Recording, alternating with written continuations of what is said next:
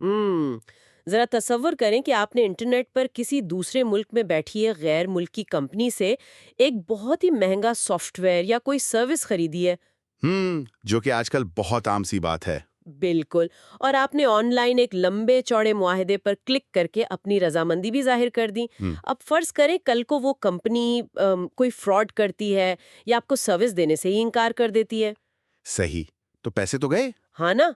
आपका सारा पैसा डूब जाता है।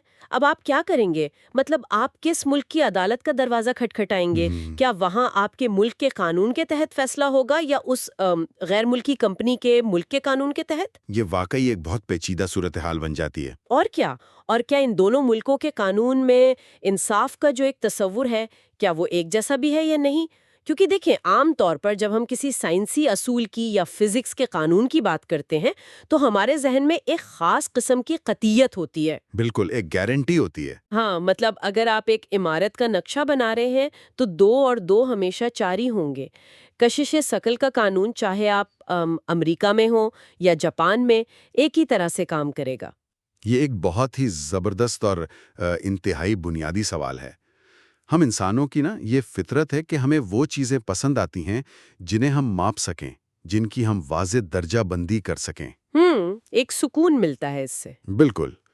साइंस और रियाजी हमें एक तरह का ज़हनी सुकून देते हैं क्योंकि वहाँ कोई इबाहम नहीं होता। लेकिन जब हम इंसानी रवैयों, समाजी तनाज़ात और ख़ास तौर पर कानून की दुनिया में कदम रखते हैं ना, तो वो रियाजी वाला और साइंसी कैमरा अचानक धुंधला जाता है। मतलब वहाँ 2 और 2 4 नहीं होते? अक्सर नहीं, क्योंकि देखें, दुनिया में इस वक्त 180 से ज़ायद आज़ाद ममालिक हैं और दिलचस्प बात यह है कि लगभग हर मुल्क का अपना एक अलग और मुनफरिद कानूनी ढांचा है। हम्म। अ, कानून महज कागज़ पर लिखी हुई कोई खुश्क फहरिस्त या ट्रैफिक के उसूलों का नाम नहीं है। दरहकीकत किसी भी मुल्क का कानून उस कौम की सदियों की सकाफत, उसकी तारीख और उसकी समाजी सोच का एक जीता जागता अक्स होता है। सही। तो आज के इस डीप डाइव में यानी इस तफसीली जायजे में हमारा मकसद भी यही है कि हम इस पेचीदा लेकिन इंतहाई दिलचस्प पहेली को सुलझाएं। बिल्कुल। हम ये समझने की कोशिश करेंगे कि ये जो आलमी कानूनी निज़ाम है या ग्लोबल लीगल सिस्टम्स, ये आखिर काम कैसे करते हैं, इनकी मुख्तलिफ अक़साम क्या हैं और ये एक दूसरे से इतने मुख्तलिफ क्यों हैं। हम्म तो अगर हम बिल्कुल शुरुआत से बात करें, तो दुनिया के इस पूरे कानूनी बिखराव को समझने के लिए हम इन्हें कितने बुनियादी हिस्सों में तकसीम कर सकते हैं? अगर हम एक बहुत ही वसी और बुनियादी सतह पर देखें, तो पूरी दुनिया के कानूनी निज़ामों को बुनियादी तौर पर दो बड़ी कैटेगरीज में बांटा जा सकता है। अच्छा, वो कौन सी? एक तरफ है मजहबी कानूनी निज़ाम हम्म। और दूसरी तरफ है सेक्युलर कानूनी निज़ाम। मजहबी कानूनी निज़ाम वो हैं जहां ये माना जाता है कि कानून इंसानों का नहीं, बल्कि बराह रास्त इल्हामी या खुदाई अहकामात का नतीजा है। यानी कानून का मनबा मजहबी सहीफे होते हैं। 100%। हम्म। और दूसरी तरफ सेक्युलर निज़ाम वो है जहां कानून मुकम्मल तौर पर इंसानों का अपना बनाया हुआ होता है। मतलब ये मुआशरे की ज़रूरत के तहत इंसानों के बाहमी इत्तिफाक राय से बनता है। सही। तो अगर हम मजहबी और सेक्युलर की इस उमूमी बहस से थोड़ा सा आगे बढ़ें और आज की जदीद दुनिया के उन कानूनी निज़ामों पर आएं जिन्होंने ग्लोबल ट्रेड और बैनुल अक़वामी ताल्लुकात को सबसे ज़्यादा मुतासिर किया है, तो हमें दो बड़े नाम मिलते हैं। कॉमन लॉ और सिविल लॉ। बिल्कुल। कॉमन लॉ और सिविल लॉ। मैं सबसे पहले कॉमन लॉ यानी आम कानून को ज़रा समझना चाहूँगी। तारीख बताती है कि इसकी जड़ें 1166 में इंग्लैंड पर होने वाले नॉर्मन हमले और फतेह से जुड़ी हैं। हम्म लेकिन ये कॉमन लॉ आखिर बना कैसे? क्या किसी बादशाह ने बैठकर एक रात में किताब लिख दी थी? अरे बिल्कुल नहीं। और यही कॉमन लॉ की सबसे खूबसूरत और हैरानकुन बात है। ये किसी एक किताब में लिखा हुआ कानून था ही नहीं। है? तो फिर ये कैसा कानून था? 1154 में इंग्लैंड के बादशाह हेनरी दोम के दौर की एक बहुत ही कमाल की मिसाल है। उस वक्त पूरे इंग्लैंड में एक जैसा कानून नहीं था। हर गांव, हर कबीले के अपने उसूल थे। मतलब हर इलाके का अपना अलग सिस्टम चल रहा था। हाँ, अगर किसी की गाय चोरी हो जाती ना, तो शुमाल के लोग अलग तरह से फैसला करते और जुनूब के लोग अलग तरह से। बादशाह हेनरी ने महसूस किया कि भाई इस तरह से तो मुल्क नहीं चल सकता। जाहिर है। تو پھر اس نے کیا کیا؟ اس نے اپنے قریبی اور قابل ججوں کو پورے ملک کے دورے پر گھوڑوں پر سوار کر کے بھیجنا شروع کیا۔ یہ جج مختلف علاقوں میں جاتے اور وہاں کے مقامی رسم و رواج اور پنچایتوں کے فیصلے دیکھتے۔ یعنی وہ گراؤنڈ پر جا کر ریسرچ کر رہے تھے۔ بالکل۔ پھر یہ سارے جج واپس لندن آتے اور آپس میں بحث کرتے کہ کس علاقے کی روایت سب سے زیادہ معقول اور انصاف پر مبنی ہے۔ جس رواج پر ان کا اتفاق ہو جاتا وہ اسے پورے ملک کے لیے ایک اصول بنا دیتے۔ واہ! یوں مختلف رسم و رواج سے چھان پھٹک کر ایک ایسا قانون نکالا گیا جو پورے ملک کے لیے کامن یا مشترکہ تھا۔ اسی لیے اسے کامن لا کہا جاتا ہے۔ یہ ججوں کے فیصلوں سے ارتقا پانے والا نظام ہے۔ اچھا، یہ تو سمجھ آتا ہے کہ ججوں نے روایات کو اکٹھا کر کے کامن لا بنا دیا۔ اب اس کے مقابلے میں ذرا سول لا کی طرف آتے ہیں۔ اس کا آغاز تو اس سے بھی پرانا ہے، یعنی قدیم روم سے۔ جی، بہت پرانا۔ خاص طور پر 533 عیسوی میں جب شہنشاہ جسٹینین اول نے کارپس جیورس سیولس نامی ایک بڑا کوڈ تیار کروایا۔ یہ سول لا اس کامن لا سے مختلف کیسے ہے؟ دیکھیں، رومن امپائر یعنی سلطنت روما ایک بہت بڑی اور وسیع و عریض سلطنت تھی جو کئی برے اعظموں تک پھیلی ہوئی تھی۔ جسٹینین کو جس مسئلے کا سامنا تھا وہ بادشاہ ہنری سے بہت مختلف تھا۔ مطلب وہاں صرف گاؤں کے رواج نہیں تھے؟ بالکل نہیں۔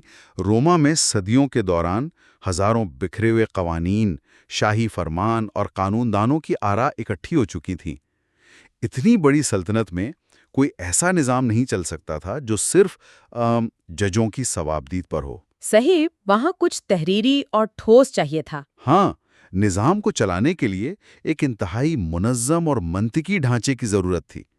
اس لیے جسٹینین نے اپنے بہترین ماہرین کو بٹھایا اور حکم دیا کہ ان تمام قوانین کو ایک جگہ، ایک باقاعدہ منطقی ترتیب کے ساتھ ایک موٹی کتاب میں لکھ دو۔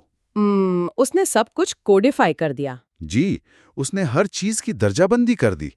پراپرٹی کیا ہے، جرم کیا ہے، سزا کیا ہوگی، طریقہ کار کیا ہوگا۔ اس لکھے ہوئے مکمل ضابطے کو ہم کوڈیفائیڈ نظام کہتے ہیں۔ تو یعنی سول لا کی جان اس کا لکھا ہوا ہونا ہے۔ بالکل۔ اسی سول لا کی بنیاد پر تو صدیوں بعد فرانس میں نیپولین نے بھی اپنا مشہور نیپولینک کوڈ بنایا جس نے پورے یورپ کو متاثر کیا۔ تو اس نظام میں ضابطے کی وہ کتاب ہے جس میں ہر مسئلے کا حل پہلے سے لکھ دیا گیا ہے۔ میں ان دونوں نظاموں کو ذہن میں ایک تصویر کی شکل دینے کی کوشش کر رہی ہوں۔ اچھا، بتائیے کیسے؟ ہم اسے یوں سمجھ سکتے ہیں کہ کامن لا ایک ایسی پرانی اور وسیع حویلی کی طرح ہے جس کی بنیاد تو صدیوں پہلے رکھی گئی، لیکن پھر جیسے جیسے وقت گزرتا گیا، خاندان بڑھتا گیا، تو لوگوں کی ضرورت کے مطابق اس حویلی میں نئے کمرے، نئی کھڑکیاں اور نئے دالان بنتے گئے۔ بالکل۔ ہر نیا عدالتی فیصلہ اس حویلی میں ایک نئی اینٹ کا اضافہ کرتا ہے۔ اس کا کوئی پہلے سے بنا ہوا حتمی نقشہ نہیں تھا۔ اور سول لا؟ جبکہ دوسری طرف سول لا ایک ایسے جدید اور ملٹی سٹوری اپارٹمنٹ پلازا کی طرح ہے جس کی تعمیر شروع ہونے سے پہلے ہی ایک ماہر آرکیٹیکٹ نے اس کا پورا نقشہ یعنی وہ قانون کا کوڈ ایک کاغذ پر مکمل طور پر تیار کر لیا تھا۔ واہ! مطلب ہر پائپ لائن، ہر کمرہ، ہر دروازہ پہلے سے طے شدہ ہے۔ یہ ایک بہت ہی شاندار اور بالکل درست تشبیہ ہے۔ حویلی اور اپارٹمنٹ کی اس مثال سے ان دونوں نظاموں کا فلسفہ تو بالکل واضح ہو جاتا ہے۔ لیکن رکیے، میں یہاں ایک قدم پیچھے جانا چاہوں گی اور آپ کے سامنے ایک بہت بڑا عملی سوال رکھنا چاہتی ہوں۔ جی ضرور، پوچھیں۔ ہم بات کر رہے ہیں 1086 کے انگلینڈ کے گھوڑوں پر سفر کرنے والے ججوں کی اور 533 عیسوی کے قدیم روم کے شہنشاہوں کی۔ آج ہم 21ویں صدی میں بیٹھے ہیں۔ آج ہمارے پاس پیچیدہ ملٹی نیشنل کارپوریشنز ہیں، انٹرنیٹ ہے، کرپٹو کرنسی ہے، سائبر کرائمز ہے۔ بالکل، دنیا بدل چکی ہے۔ تو کیا سینکڑوں اور ہزاروں سال پرانی تاریخ واقعی آج کی اس ڈیجیٹل اور جدید دنیا کے پیچیدہ مسائل کو حل کر سکتی ہے؟ کہیں ایسا تو نہیں کہ ہم ایک انتہائی پرانے نظام کو زبردستی کھینچ کر آج کے دور پر مسلط کر رہے ہیں؟ یہ سوال بظاہر بہت مضبوط لگتا ہے کہ بھئی 1000 سال پرانا قانون آج کیسے نافذ ہو سکتا ہے، لیکن یہاں یہ سمجھنا ضروری ہے کہ وہ پرانے رومن ماہرین یا انگلینڈ کے ابتدائی جج جو کام کر رہے تھے وہ صرف اس وقت کے وقتی مسائل کو حل نہیں کر رہے تھے۔ تو پھر وہ کیا کر رہے تھے؟ وہ قانون کے بنیادی اصول اور فلسفہ تخلیق کر رہے تھے۔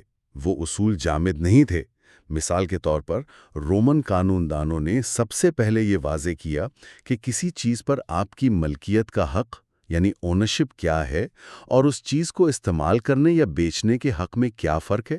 اچھا۔ انہوں نے باہمی معاہدے یعنی کانٹریکٹ کی خلاف ورزی اور کسی کو جان بوجھ کر نقصان پہنچانے کے درمیان ایک لکیر کھینچی۔ آج جب دو بڑی کمپنیاں انٹرنیٹ کی دنیا میں کلاؤڈ سرور کا کوئی معاہدہ کرتی ہیں تو اس معاہدے کے ٹوٹنے پر جو قانونی اصول حرکت میں آتے ہیں وہ کوئی نئے نہیں ہیں۔ مطلب ان کی بنیاد وہی صدیوں پرانی منطق ہے۔ بالکل، وہ پرانے نظام دراصل وہ مضبوط بنیاد فراہم کرتے ہیں جس پر ہم آج کی ٹیکنالوجی کے حساب سے نئی قانونی عمارتیں کھڑی کر سکتے ہیں۔ اصول وہی ہیں، بس ان کا اطلاق نئی شکلوں میں ہو رہا ہے۔ یہ تو واقعی بڑی دلچسپ بات ہے کہ انسانی تعلقات اور لین دین کی بنیادی منطق 1000 سال میں بھی نہیں بدلی۔ صرف ٹولز بدل گئے ہیں۔ جی، ٹولز اور پلیٹ فارمز بدل گئے ہیں۔ آپ ذرا اس تاریخ اور فلسفے سے نکل کر عملی دنیا میں یعنی سیدھا عدالت کے کمرے میں چلتے ہیں۔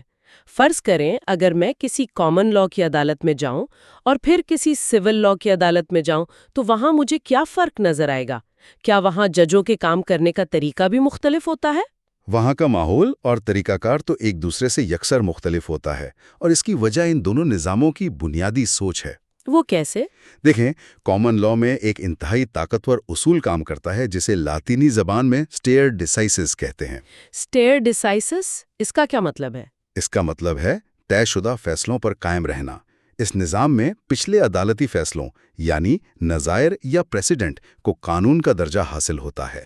اگر ملک کی کسی اعلیٰ عدالت نے ایک خاص نوعیت کے کیس میں ایک فیصلہ سنا دیا تو اب نیچے کی تمام عدالتوں کے ہاتھ بن جاتے ہیں۔ انہیں ہر صورت اسی اصول کو ماننا پڑے گا۔ بالکل، اس سے قانون میں ایک تسلسل اور لوگوں کے لیے ایک واضح پیشین گوئی پیدا ہوتی ہے کہ عدالت ان کے معاملے میں کیا فیصلہ کرے گی۔ رکیے، یہ بات تھوڑی عجیب لگ رہی ہے۔ کیوں؟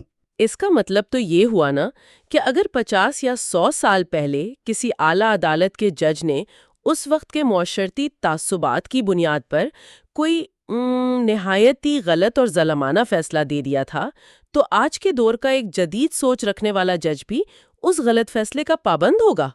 کیا ہم پرانی غلطیوں کے قیدی نہیں بن جاتے؟ آپ نے اس نظام کی سب سے بڑی کمزوری کی طرف اشارہ کیا ہے۔ بظاہر ایسا ہی لگتا ہے، لیکن عملی طور پر نظام اتنا اندھا نہیں ہوتا۔ اچھا، تو پھر آج کا جج کیا کرتا ہے؟ آج کا جج اس پرانے اور غلط فیصلے سے بچنے کے لیے ایک خاص طریقہ استعمال کرتا ہے جسے ڈسٹنگوشنگ دی کیس کہتے ہیں۔ وہ جج یہ کہے گا کہ جی ہاں، وہ پرانا فیصلہ بالکل ٹھیک تھا، لیکن اس پرانے کیس کے حقائق اور میرے سامنے موجود اس نئے کیس کے حقائق میں تھوڑا سا فرق ہے۔ وہ ایک درمیانی راستہ نکال لیتا ہے۔ بالکل، اور اس چھوٹے سے فرق کی بنیاد پر وہ پرانے فیصلے کی پابندی سے آزاد ہو کر ایک نیا فیصلہ دے دیتا ہے۔ اس کے علاوہ سپریم کورٹ کے پاس تو ہمیشہ ہی یہ اختیار ہوتا ہے کہ وہ اپنے ہی پرانے فیصلوں کو کالعدم قرار دے کر نیا اصول بنا لے۔ صحیح۔ لیکن مزے کی بات یہ ہے کہ سول لاء کے نظام میں تو یہ پریشانی ہوتے ہی نہیں ہے۔ وہ کیوں؟ سول لاء کی عدالتیں پرانے فیصلوں سے کیسے بچتی ہیں؟ کیونکہ سول لاء میں پرانے فیصلوں یعنی پریسیڈنٹس کی وہ اہمیت ہی نہیں ہوتی۔ وہاں کا جج قانون نہیں بناتا، وہ صرف قانون لاگو کرتا ہے۔ جب سول لاء کے جج کے سامنے کوئی نیا کیس آتا ہے تو وہ پچھلے ججوں کے فیصلے نہیں پڑھتا، بلکہ وہ سیدھا وہ موٹی سی کتاب یعنی سول کوڈ کھولتا ہے اور دیکھتا ہے کہ قانون سازوں نے اس خاص صورتحال کے لیے کتاب میں کیا حل لکھا ہے۔ تو یعنی وہ ہر نئے کیس کو براہ راست اس کوڈ کی روشنی میں پرکھتا ہے، چاہے کل ہی کسی دوسرے جج نے بالکل ویسے ہی کیس میں کوئی مختلف فیصلہ ہی کیوں نہ دیا ہو۔ بالکل صحیح سمجھیے آپ۔ تو اگر ہم عدالت کے اندر کی کارروائی کو دیکھیں تو کامن لاء کا نظام تصادمی یعنی ایڈورسریل ہوتا ہے نا، مطلب دو وکیل عدالت میں ایک دوسرے کے آمنے سامنے کھڑے ہوتے ہیں، اپنے اپنے دلائل اور ثبوت پیش کرتے ہیں۔ جی ہاں۔ اور جج ان کے بیچ ایک خاموش اور غیر جانبدار امپائر کی طرح بیٹھا سنتا رہتا ہے۔ بالکل۔ وہ خود سے اٹھ کر تو کوئی تفتیش نہیں کرتا۔ بالکل۔ کامن لاء میں سچ تک پہنچنے کا طریقہ یہی مانا جاتا ہے کہ جب دو فریق پوری طاقت سے ایک دوسرے سے لڑیں گے نا تو سچ خود بخود ابھر کر سامنے آ جائے گا۔ اور سول لاء میں؟ لیکن سول لاء کا جج خاموش امپائر نہیں ہوتا۔ سول لاء کا نظام انکوزیٹوریل یعنی تفتیشی ہوتا ہے۔ وہاں جج خود بہت متحرک ہوتا ہے۔ اچھا، وہ خود سوال کرتا ہے؟ جی، وہ گواہوں سے خود سوالات کرتا ہے، ہاں خود ثبوت مانگتا ہے ہاں اور مقدمے کی پوری کارروائی کو لیڈ کرتا ہے۔ ہم۔ اس کا مقصد دونوں وکیلوں کی بحث سننا نہیں ہوتا، بلکہ اس کا ہدف ریاست کی طرف سے خود سچائی کی تلاش کرنا ہوتا ہے۔ ان دونوں نظاموں کی اس بحث میں ایک چیز جو مجھے ہمیشہ فلموں میں بڑی دلچسپ لگتی ہے، وہ ہے جوری کا نظام۔ بالکل۔ ہم امریکی عدالتوں کی کارروائی میں دیکھتے ہیں کہ جج کے ساتھ 12 عام شہری بھی بیٹھے ہوتے ہیں جو فیصلہ کرتے ہیں۔ کیا یہ جوری کا نظام صرف کامن لاء میں ہوتا ہے یا سول لاء میں بھی؟ اور مطلب اس کی اصل وجہ کیا ہے؟ دیکھیں، جوری کا نظام خالصتاً کامن لاء کی پیداوار ہے اور اس کے پیچھے ایک گہری سماجی نفسیات اور تاریخ ہے۔ پرانے وقتوں میں انگلینڈ کے عام شہریوں کو بادشاہ کے مقرر کردہ ججوں پر بھروسہ نہیں تھا۔ انہیں لگتا تھا کہ یہ پڑھے لکھے لیڈ جج کبھی بھی عام آدمی کے دکھ اور حالات کو نہیں سمجھ سکتے اور یہ ہمیشہ حکومت کا ہی ساتھ دیں گے۔ اس لیے انہوں نے مطالبہ کیا کہ ہمارے مقدموں کا فیصلہ ہمارے ہی جیسے عام لوگ یعنی پیئرز پر مشتمل ایک جوری کرے۔ تو مطلب آج بھی امریکہ میں اسی وجہ سے جوری کا استعمال ہوتا ہے؟ بالکل، آج بھی امریکہ میں نہ صرف فوجداری بلکہ عام دیوانی معاملات میں بھی جوری کا بہت زیادہ استعمال ہوتا ہے، کیونکہ وہ قانون کو عوام کی مرضی کے تابع رکھنا چاہتے ہیں۔ اور سول لاء میں ایسا کچھ نہیں ہوتا؟ اس کے برعکس سول لاء کے ممالک جیسے کہ فرانس یا جرمنی وہ قانون کو ایک باقاعدہ سائنسی اور تکنیکی علم مانتے ہیں۔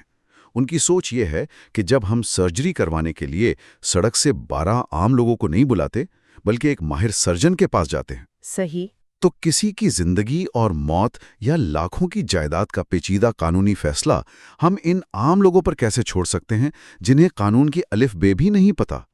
اسی لیے سول لاء میں جوری نہیں ہوتی، بلکہ وہاں کیریئر ججز ہوتے ہیں جو جوانی سے ہی جج بننے کی باقاعدہ تربیت حاصل کرتے ہیں۔ یہ تو بڑی کمال کی وضاحت ہے۔ سرجری والی تشبیہ سے تو بات بالکل ہی صاف ہو گئی۔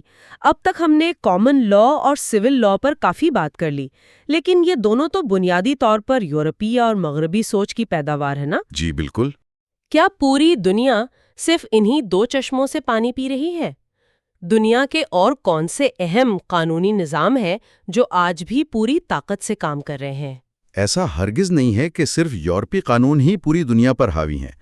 اگر ہم دنیا کے نقشے کو ذرا وسیع کر کے دیکھیں تو ہمیں اور بھی انتہائی اہم اور منفرد قانونی نظام ملتے ہیں۔ جیسے کہ؟ ان میں سب سے اہم مذہبی قانون ہے، جس کی سب سے بڑی اور زندہ مثال اسلامی شریعت ہے۔ شریعت کی بنیاد قرآن اور سنت پر ہے۔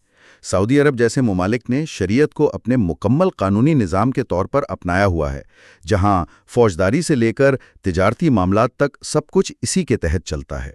لیکن بہت سے ایسے ممالک بھی تو ہیں جہاں نظام مکمل طور پر مذہبی نہیں ہے، لیکن پھر بھی مذہب قانون کا حصہ ہے۔ جی بالکل، اسے ہم مکسڈ یا مخلوط نظام کہتے ہیں۔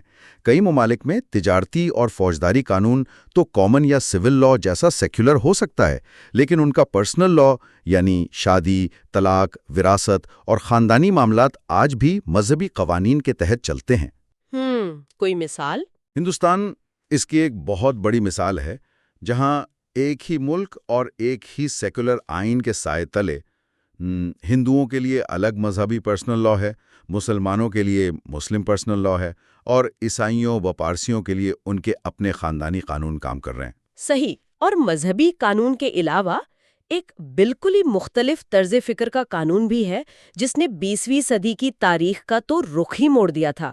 میں بات کر رہی ہوں سوشلسٹ قانون کی۔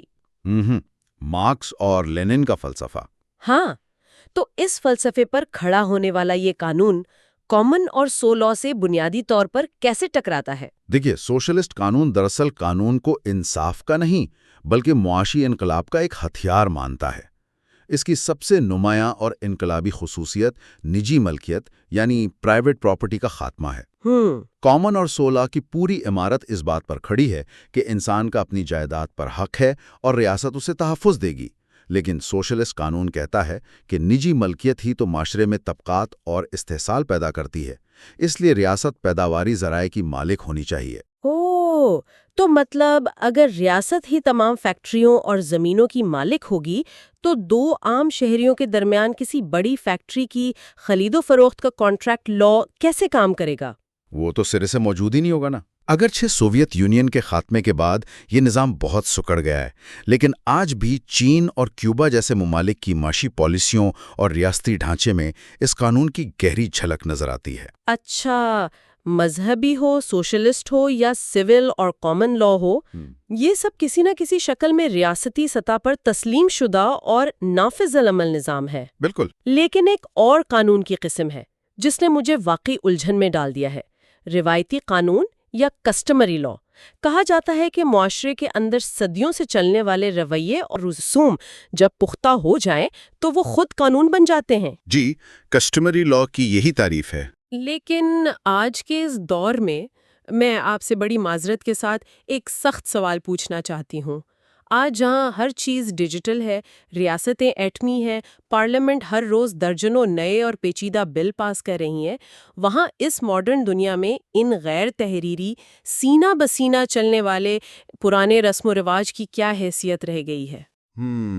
بجا سوال ہے۔ کیا یہ کسٹمری لا آج کے دور میں واقعی کوئی عملی حیثیت رکھتا ہے یا صرف تاریخ کی کتابوں اور قصے کہانیوں میں ہی زندہ ہے؟ آپ کا اعتراض اپنی جگہ بجا ہے کہ بھئی ماڈرن دور میں ان کی کیا جگہ ہے، لیکن اگر ہم ریاستی اداروں سے باہر نکل کر معاشرے کی سطح پر دیکھیں تو روایتی قانون آج بھی اتنی ہی طاقت کے ساتھ زندہ ہے۔ اچھا، وہ کیسے؟ اصل میں دنیا کا کوئی بھی قانون اس وقت تک کامیاب نہیں ہو سکتا جب تک اسے معاشرے کی اخلاقیات اور رسوم کی حمایت حاصل نہ ہو۔ قانون کا ارتقا ہی یہیں سے شروع ہوتا ہے۔ پہلے خاندان یا قبیلے کا بزرگ فیصلہ کرتا ہے، پھر وہ فیصلے روایات بنتے ہیں اور صدیاں گزرنے کے بعد ریاست انہیں باقاعدہ قانون کی شکل دے دیتی ہے۔ بالکل، آج بھی درجنوں ترقی پذیر ممالک بشمول پاکستان کے دیہی، دور افتادہ اور قبائلی علاقوں میں جہاں ریاست کی باقاعدہ عدالتیں دور ہیں یا انصاف کا عمل سست اور مہنگا ہے، وہاں لوگ آج بھی اپنے مقامی رسم و رواج پر انحصار کرتے ہیں۔ یعنی وہ جرگہ اور پنچایت والا نظام؟ 100%۔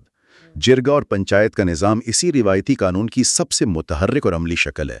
لوگ زمینوں کے، پانی کے اور خاندانی جھگڑے آج بھی ان غیر رسمی فورمز پر روایات کی روشنی میں حل کرتے ہیں۔